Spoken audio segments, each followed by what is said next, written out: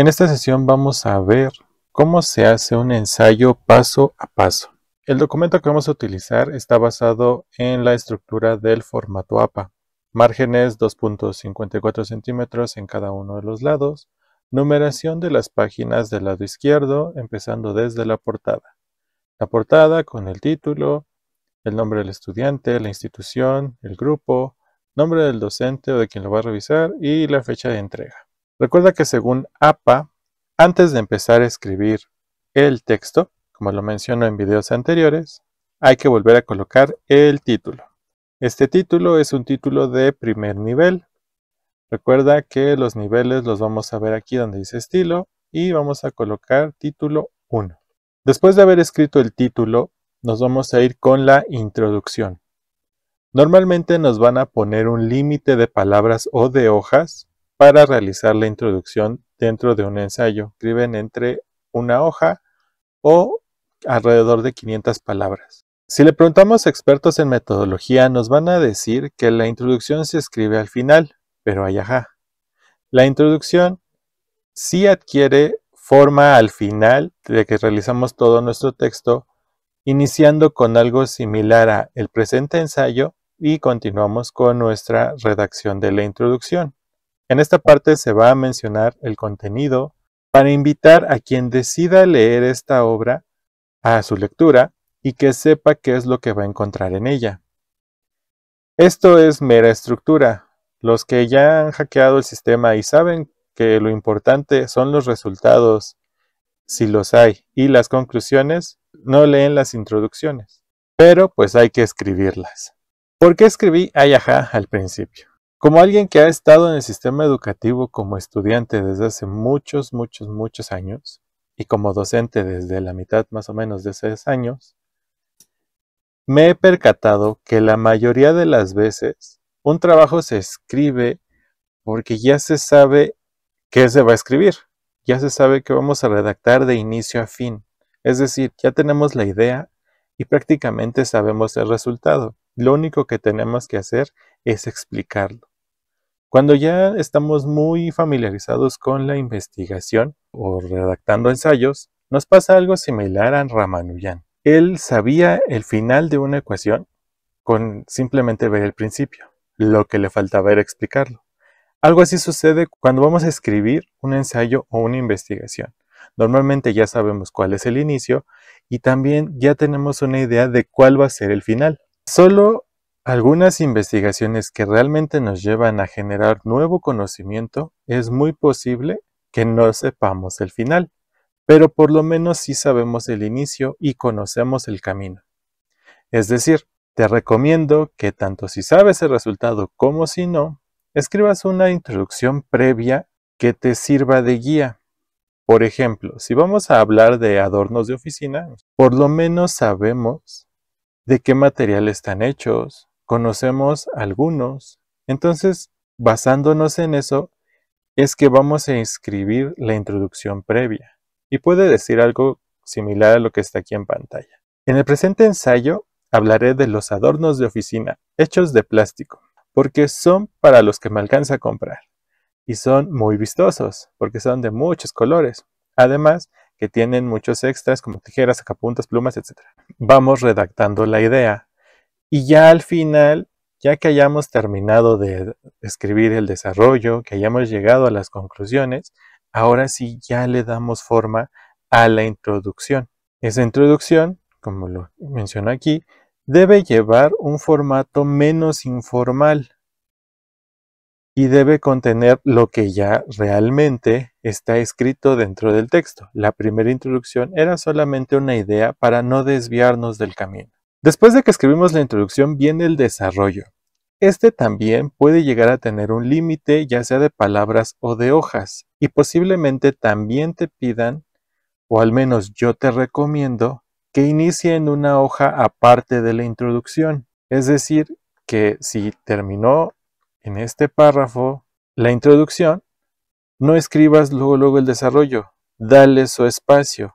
Escríbelo en una hoja aparte. El desarrollo es un segmento importante, no tanto como la conclusión, pero en este segmento lo hace importante porque vamos a encontrar argumentos, fundamentos y toda una narrativa que nos va a ayudar a redactar esa conclusión final.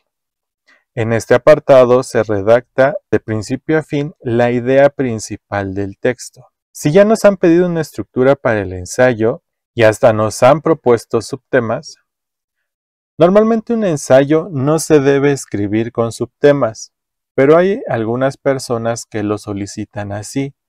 Si ya nos dieron hasta los subtítulos o ya nos los propusieron o nos han dicho debe llevar subtemas, pues se agregan los subtítulos y también podemos agregar otros más. Y si vamos a agregar más, te recomiendo que como primer subtema o subtítulo, agregues referencias históricas para dar un contexto a la investigación. Y también puedes agregar algún otro subtema que resuene y que te ayude a argumentar mejor lo que estás redactando para que llegues a una mejor conclusión. Si el ensayo es de estilo libre, como te lo mencionaba hace un momento, preferentemente no coloques subtemas. ¿Por qué? Porque al no colocar subtemas, nos permite que la lectura sea más fluida y principalmente para quien lo lee, le evitamos distracciones. ¿Por qué digo esto? Porque normalmente cuando estamos leyendo cualquier cosa, si vemos subtemas, nos invita a ponerle pausa a la lectura en vez de leerlo de una vez. Si le ponemos subtemas, podríamos hacer que la persona que estaba leyendo nuestro ensayo se olvide completamente de él y se vaya a hacer otras cosas, porque ha encontrado una pausa. Y pues no es un libro y no es una tesis. Un ensayo normalmente son textos cortos. Principalmente se vuelven cortos cuando nos exigen un número máximo de páginas o un número de palabras por cada sección del texto. Después de escribir el desarrollo, vamos a escribir la conclusión. La conclusión también nos pueden solicitar que tenga un límite de palabras o de hojas. En esto te sugiero que también inicies en una hoja aparte. La podrías ubicar así como yo la acabo de ubicar, o como lo hice en un video anterior. Si estás viendo la playlist, es el video exactamente anterior. Ahí te muestro cómo hacer los saltos de página para que no se mueva ninguno de tus elementos una vez que ya les has dado su propio espacio. Ahora, ¿qué vamos a escribir en la conclusión? La conclusión es la parte más importante de cualquier texto de investigación, pues aquí se van a sintetizar todos esos argumentos, todas las ideas principales, toda la fundamentación que fuimos escribiendo durante el desarrollo. Y vamos a escribir la conclusión desde una postura crítica. Previamente lo fundamentamos, sin embargo, todavía podrías agregar algunas citas dentro de la conclusión. Ya no son necesarias agregar más citas en la conclusión porque se espera escuchar la voz de quien está escribiendo el ensayo. Tanto a lo largo del desarrollo como en la conclusión se espera eso, procurando que en vez de citar, parafrasees. En vez de hacer citas textuales, realices parafraseos en todo el desarrollo del ensayo. Aún así, aquí en la conclusión, pues sí se puede poner alguna cita, porque a mí en lo personal me agrada poner citas en las conclusiones, porque siento que lo hace más fuerte mi argumento dentro de la conclusión, pues no necesariamente las lleva. No te recomiendo que hagas un compendio de citas, porque para eso ya hay libros especializados. Por ejemplo, aquí te sugiero uno. El libro se llama Reflexiones Diarias y el autor es el doctor David R. Hawkins. Ese libro tiene 366 citas, una por cada día del año contemplando el 29 de febrero. Ese es un libro específico de citas. No hagas un ensayo de pura cita, se tiene que escuchar tu voz o tus ideas, no tanto las de otros autores. Si no te han pedido un número de palabras o una cantidad máxima de hojas para la conclusión, recuerda, nunca debe ser mayor que el cuerpo del texto. En caso de que tu conclusión llegue a ser mucho más amplia, seguramente se hizo tan amplia porque te faltaron colocar ideas dentro del desarrollo.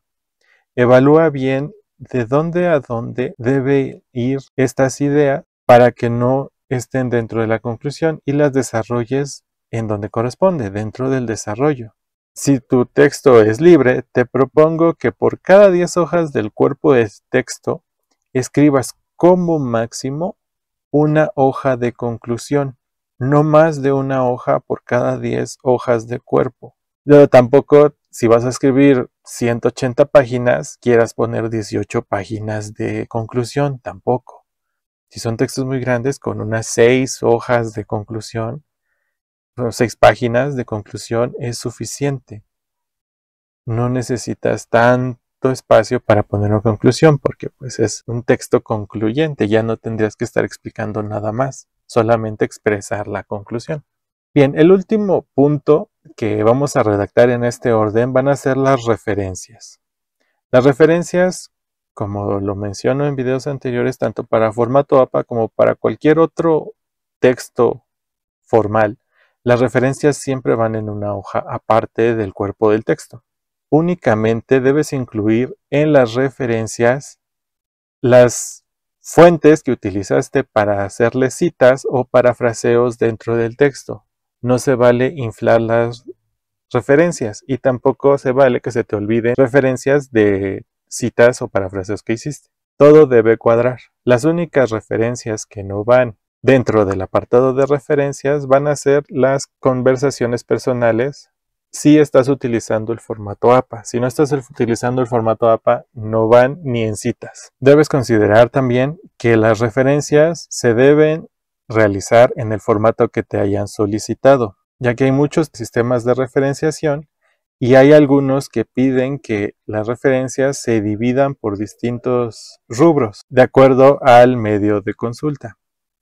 Pueden ser referencias electrónicas, bibliográficas, de hemeroteca, en fin, pueden haber varias divisiones dentro de las referencias. En el formato APA, pues todo va junto en un solo rubro llamado referencias, van en orden alfabético y las demás precisiones del formato. En algunas escuelas llegan a pedir textos recientes, con un máximo de 5 o 10 años de antigüedad. Si no encuentras textos así de recientes, busca el más reciente que puedas. Si son muy exigentes en la institución para la que vas a hacer el ensayo, procura explicarle al editor o a quien te va a revisar que consideraste imperdible ese texto consultado con mayor antigüedad. No todos los temas son tan tratados, pero pues sí hay temas que casi siempre son tendencia. Así que pues si vas a usar un tema que es tendencia, pues no vengas con el cuento de que no es muy actual. ¿Sí? Los temas que normalmente son de tendencia son la educación, política y temas sociales. Esos casi siempre están en tendencia. Entonces es muy probable que sí encuentres textos nuevos. Pero si tu tema es así muy particular, pues coméntale esto a quien te lo vaya a revisar. Mi tema es muy particular. La última vez que hablaron de él, dentro de toda la investigación exhaustiva que hice, fue de hace 20 años. Lo voy a tener que poner porque es lo más actual que encontré. Otro dato curioso que he notado y quiero agregarlo aquí es cuando las personas buscan las fuentes de su investigación. Normalmente buscan exactamente el título o el tema de lo que quieren hablar. Y pues aquí te va una mala noticia. Si encuentras exactamente el título con el que vas a escribir tu ensayo, ¿qué crees? Ya no puedes utilizar ese título, porque alguien más ya lo utilizó. Claro, si se refiere al tema, pues lo puedes tratar, siempre y cuando lo trates desde un punto de vista distinto. Si al leer ese texto te das cuenta que vas a hablar de lo mismo, solo que lo vas a actualizar, pues no tiene mucho sentido escribir de eso. La actualización déjasela al autor principal, si no le vas a cambiar la perspectiva desde donde lo vas a tratar. Para realizar la búsqueda de tus fuentes, utiliza temas afines. Si, por ejemplo, piensas hablar de desarrollo humano en la educación, deberás aterrizarlo en una situación o población particular con su particular contexto. Este va a ser el diferenciador de tu ensayo. Porque si buscas tal cual el desarrollo humano en la educación, en estudiantes de preparatoria de la comunidad de Coquimatlán, Colima, posiblemente no vas a encontrar obras, pero en caso de que lo encuentres, tendrás que buscar una especificidad extra determinando la población específica y dándole una perspectiva completamente diferente. Y una vez que terminamos de escribir todo este texto, recuerda cambiar la introducción por una que tenga un carácter más formal y que ahora sí hable de todo lo que tienes dentro del desarrollo y la conclusión. También puedes hacer referencia a algunos exponentes de fundamentos más icónicos que hayas citado. Y no te olvides de los lineamientos que te pidan para la revisión de tu ensayo, es decir, el formato. Si te lo pidieron que respetes el formato APA, recuerda la paginación, recuerda la portada, las especificidades en los títulos, el interlineado, la justificación del texto si lleva o no, el tipo de fuente, el número de fuente. Revisa todos esos puntos para que no tengas ninguna penalización o ninguna llamada de atención o que lo tengas que volver a hacer en caso de que se pueda, porque no checaste los lineamientos del formato. También procura que no tenga faltas de ortografía. Para revisar la ortografía puedes presionar la tecla F7, te va a aparecer el corrector, o también lo puedes hacer desde donde dice revisar, aquí arriba, y aquí donde dice ortografía y gramática. Fácil, y ya acabamos. Si tienes alguna duda, déjame en los comentarios. Suscríbete, gracias por ver este video, hasta luego.